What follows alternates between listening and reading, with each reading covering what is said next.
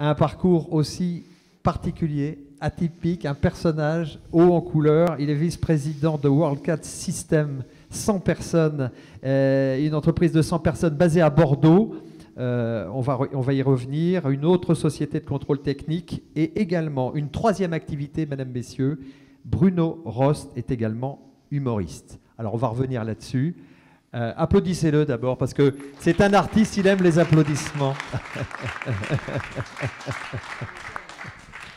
Alors, bonjour à tous. D'abord, un petit mot aux techniciens. Ne me demandez pas de me mettre debout, c'est déjà fait. Voilà. Monsieur parlait de la France d'en bas. Eh bien voilà, c'est la France d'en dessous d'1,50 m. Vous voyez, c'est extraordinaire. Je vous écoute. Alors, vous êtes spécialisé. Donc, d'abord, vous êtes un chef d'entreprise avant d'être humoriste, évidemment, oui. Et c'est bien pour ça que vous connaissez le terrain j'allais dire presque de fond en comble, parce que vous êtes serial entrepreneur. Vous êtes spécialisé dans les équipements de diffusion radio et TV. Bon, bah, ça nous intéresse tout ça, parce que sous le Trocadéro, il y a des choses, il y a des boîtes, il y a des tuyaux, il y a des câbles, et ça, c'est vous, et c'est ce qui nous permet d'écouter la radio le matin. Voilà. Donc, moi, je suis entrepreneur. À 19 ans, j'ai créé ma première boîte, et puis j'ai continué, j'étais dans les services, dans la formation, et puis j'ai voulu toucher des produits avec mes mains. Je suis kinesthésique. J'aime bien toucher avec les mains. Et donc, je suis rentré dans l'industrie, sans rien connaître du monde de l'industrie, il y a maintenant 18 ans. Et on fabrique des émetteurs, des équipements électroniques qui font fonctionner la radio et la télévision. Donc c'est la face cachée des médias. Mais sans nous, il n'y aurait pas la Tour Eiffel. Eh non, parce que la Tour Eiffel, c'est une grande antenne, on l'aurait détruite, vous imaginez. Et sans nous, vous ne pourriez pas regarder ou écouter Bourdin le matin. C'est quand même incroyable. Voilà, donc on est des gens très utiles. Donc beaucoup d'innovation, puisque sur une grosse centaine de personnes, on a 40% des effectifs qui sont dans la R&D, donc une vraie entreprise de technologie, de haute technologie, ouais. La French Tech. Vous connaissez la French Tech? C'est moi. Oui, bon, on est comme ça dans la techno. Et puis, 80% à l'export, quand même. Et presque 90% à l'export, parce que, vous voyez, monsieur disait tout à l'heure qu'il faut un marché. Alors, ben, nous, notre marché est tout petit comme ça, alors on est obligé d'aller vendre dans le monde entier. Et donc l'année dernière, on a vendu dans 85 pays pour une centaine de personnes, voilà, mais c'est pas mal. Et vous êtes numéro 1 en Allemagne? Oui, ben évidemment, quand le marché est petit, on peut facilement être numéro 1, mais on est numéro 1 en France, on est numéro 1 en Afrique du Sud, on est numéro 1 en Allemagne, un industriel numéro 1 en Allemagne, ça existe, français, oui, oui, messieurs, dames, voilà. Merci. Bravo, merci. Ça s'applaudit évidemment, hein. Ah oui. Et donc on peut en effet sur des niches arriver à être numéro 1, même dans des pays relativement protectionnistes. Ceux qui travaillent avec l'Allemagne le savent, l'Allemagne est un pays qui se protège bien, voilà. Alors, donc, serial entrepreneur, vous avez créé plusieurs entreprises depuis l'âge de 19 ans, vous le disiez. Vous créez cette société WorldCat System, mais ça ne vous suffit pas. Parce que vous avez créé aussi une autre société qui existe encore là et qui continue. Oui, ben, écoutez, oui. Une autre petite société qui fait du contrôle technique, une vingtaine de personnes. Donc une société vraiment à taille humaine avec un associé joueur de rugby, entraîneur de rugby, un ancien bréviste. Et donc ça c'est bien parce que les relations sont simples. Et c'est très agréable. Moi, j'ai toujours eu peur de travailler dans des grands groupes parce que j'ai toujours eu peur du temps qu'on pouvait perdre à jouer des coudes dans les entreprises. Donc moi, je préfère pas jouer de coudes, je m'associe avec des gens. Et puis voilà. Puis jouer des coudes avec mon gabarit, si vous voulez, avec mon associé là qui est rugbyman, j'aurais du mal, donc il vaut mieux pas. Alors précisons juste simplement pour nos spectateurs en fait que cette deuxième société consiste donc on fait du contrôle technique pour les entreprises qui achètent en Chine. En Chine. Et voilà, donc c'est peut-être pas toujours bien fabriqué, donc on contrôle tout ça. Pardon? C'est peut-être pas toujours très très bien fabriqué. Non, pas du tout. Votre téléphone, il vient d'où? Chine. Voilà. Et alors, il est nul, hein, non, téléphone. Ça marche bien, voilà, ça marche bien. Mais il faut quand même contrôler les choses. Non, mais il y a de tout en Chine, en fait. C'est qu'il y a plein d'entreprises. Il y a de tout, il faut savoir choisir, il faut savoir contrôler. Et donc, c'est vrai que c'est un métier de contrôler. Et il y a de très bons professionnels en Chine, contrairement à l'imagerie qu'on peut en avoir. Mais il faut savoir les sélectionner, il faut contrôler les matériels.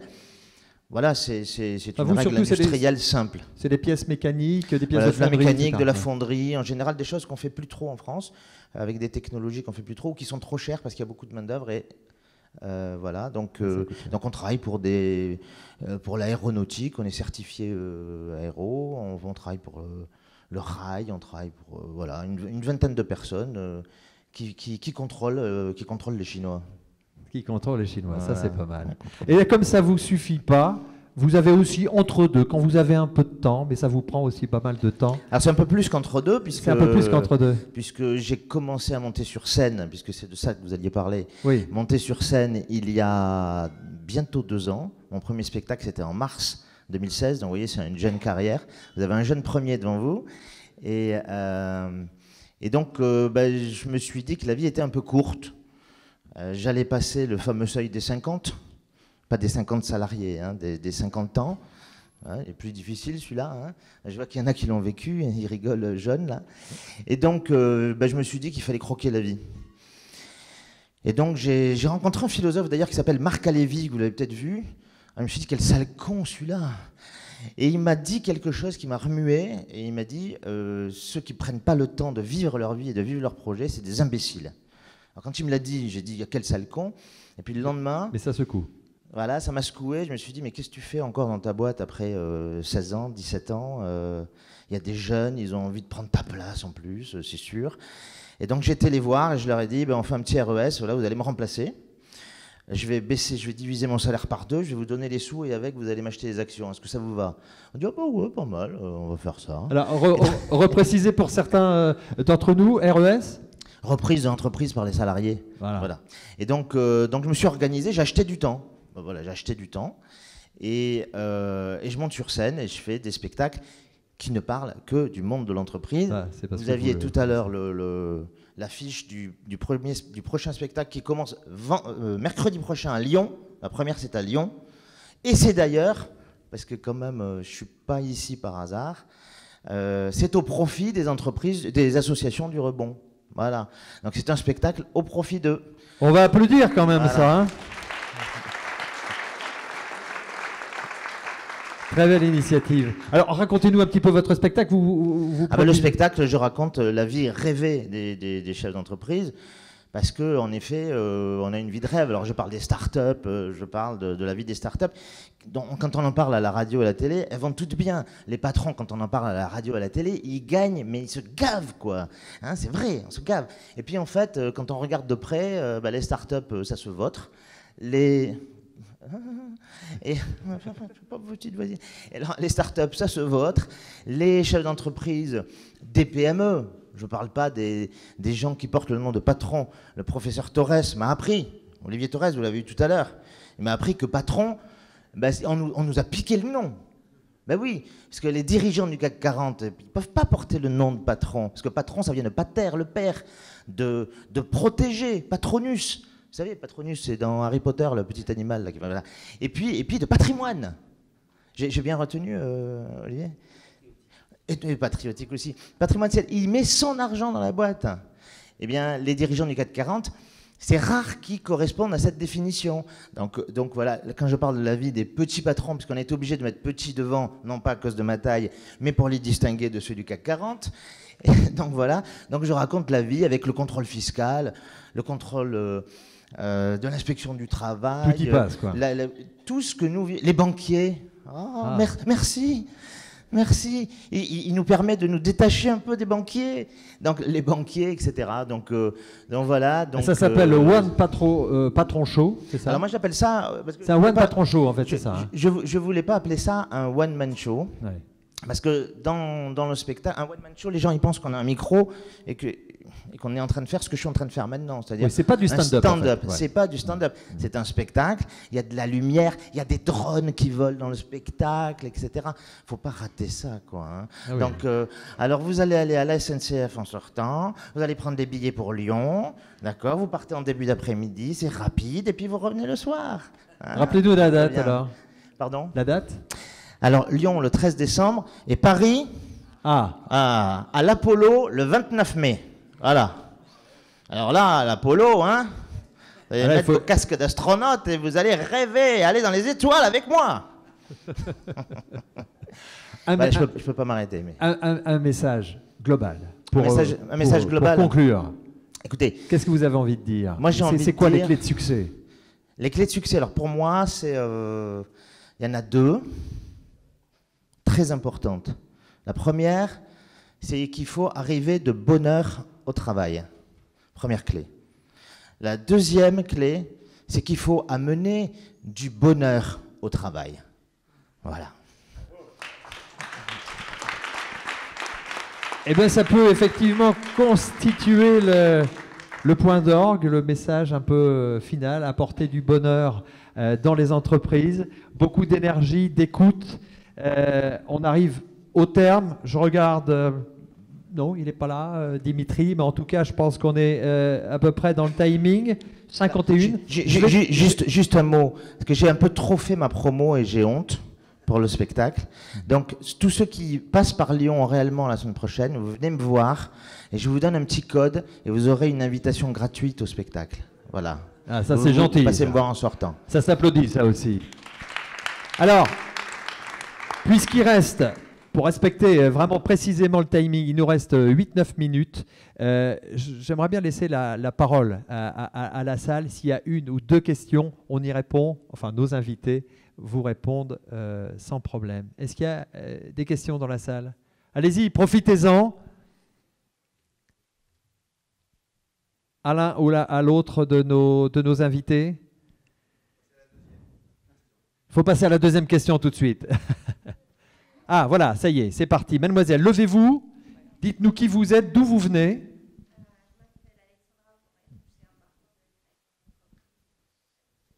D'accord. Donc, en parcours de création d'entreprise.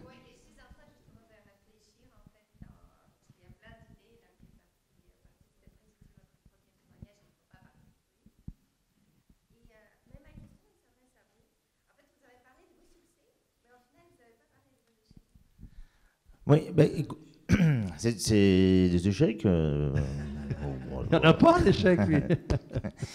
Oui, mais si je m'intéresse, si je suis là aujourd'hui et que je m'intéresse aux associations du rebond, que j'en ai créé une avec un autre artiste, un photographe que tout le monde connaît ici dans le monde du rebond, Jean Le Courrier-Bory, qui a fait la photo de l'affiche. Et on a monté une association où on veut parler des difficultés des entrepreneurs en rigolant, voilà, en souriant. Et pourquoi on fait ça? Parce que lui, il a déposé le bilan il y a quelques années et il s'est soigné en devenant photographe. Il a fait sa psychothérapie photographique. Et moi, je ne suis pas passé loin. Il y a en 2009, mandat ad hoc, conciliation, les fesses super serrées, et c'est passé. Voilà. Et donc, 2009, on est en début d'année, on est 156 salariés. 2011, puisqu'on on espérait on a pris du temps à diminuer les effectifs, on a essayé d'attendre le plus longtemps, mais ça c'est pas reparti quand même. On s'est retrouvé à 80 personnes. Donc on a à peu près divisé par 2 les effectifs en 2 ans. C'était une épreuve, parce que vous avez vu, moi j'aime rigoler, j'aime créer, j'aime les choses, voilà, j'aime construire. Je suis un maçon. C'est comme si on demande à un maçon de casser un mur, quoi. Enfin, je veux dire, bon, s'il sait qu'il va en reconstruire un après, mais s'il ne voit pas s'il y a quelque chose à construire après, c'est difficile. Donc moi, je suis passé par cette phase-là et ça m'a marqué. Ça m'a marqué, ça m'a fait souffrir. Faut être clair, hein. C'était une épreuve. Moi, j'ai utilisé la méthode de la compensation, c'est-à-dire à chaque fois que j'avais une mauvaise nouvelle, j'essayais de compenser par une bonne nouvelle. Donc j'ai été passer un diplôme d'œnologie à la faculté d'œnologie de Bordeaux. Du coup, je suis à moitié ivrogne. Parce que ça allait vraiment super mal. Quoi. Et vous m'avez dit que vous êtes un pessimiste actif. Je suis un pessimiste actif, oui. C'est-à-dire que quand ça... Oui, non, mais un optimiste, c'est quelqu'un qui dit ça va aller bien, ça va bien. Alors, il y a plusieurs définitions. Moi, non, moi, quand j'ai besoin que ça aille pas bien pour commencer à me bouger le derrière. Quoi. Voilà, c'est comme ça, c'est ma nature. Mais oui, ça a été difficile. Moi, j'ai appris une chose de cette expérience, c'est que j'avais quand même une caractéristique, j'anticipe. Comme j'ai peur de l'avenir, j'ai peur que ça se passe mal, j'anticipe. Et donc, quand j'ai fait mon mandat ad hoc, j'avais 1 an de trésor devant moi. Je savais que pendant 1 an, on tenait. Et comme par hasard, la négociation du mandat ad hoc pour arriver à la conciliation, elle a pris 1 an. Et donc, on est un mandat ad hoc et une conciliation réussie parce qu'on a anticipé. Et donc, mon rôle, moi, dans le rebond, avec les vigies des entrepreneurs, ça s'appelle comme ça, c'est de dire les patrons qui vont bien doivent aider ceux qui vont un peu moins bien, leurs copains, plutôt que de les laisser mettre la tête là dans le sable comme les autruches, enfin même si les autruches ne le font pas du tout, mais mettre la tête dans le sable, non. Se cacher, non plus. Il faut casser le tabou de l'échec pour l'éviter. Pas pour l'éviter en hauteur, comme ça. Non, pour éviter l'échec. D'accord ? C'est vraiment quelque chose d'essentiel. Anticiper, ça permet d'éviter des faillites. Anticiper, ça permet d'éviter des pertes d'emploi. Et notre culture française, où on a honte de l'échec entrepreneurial, fait qu'à des moments, on ne sauve pas des boîtes qu'on aurait pu sauver. Voilà, ça, j'en suis intimement persuadé. Et je pense que tous les gens qui connaissent le sujet en sont eux aussi persuadés. Donc, anticiper, c'est vraiment ça. Donc, moi, j'ai pu anticiper, ça a marché. Et donc, ce qu'on dit dans nos spectacles, ce qu'on dit c'est d'anticiper, c'est vraiment ça. Il y a des outils, le mandat ad hoc, la conciliation, le médiateur du crédit, l'écho des chefs. S'il y a un mot que j'ai dit que vous ne connaissez pas là, oulala, vite, allez sur notre site internet, vous téléchargez un petit guide, c'est comment anticiper, parce que c'est essentiel. Et alors, notre vrai problème en France, c'est qu'il y a des tas de gens qui disent « Mais non, mais il faut positiver l'entrepreneuriat, il faut positiver, faut positiver, faut positiver. » Mais oui, mais un sportif qui fait du judo, par exemple, qu'est-ce qu'il apprend ? À tomber d'abord. Si on ne sait pas bien tomber, on ne se relève pas vite. Donc, parler de l'échec, ça ne veut pas dire qu'on l'aime. Ça veut dire qu'on veut juste être prêt pour l'éviter. Voilà. Merci beaucoup.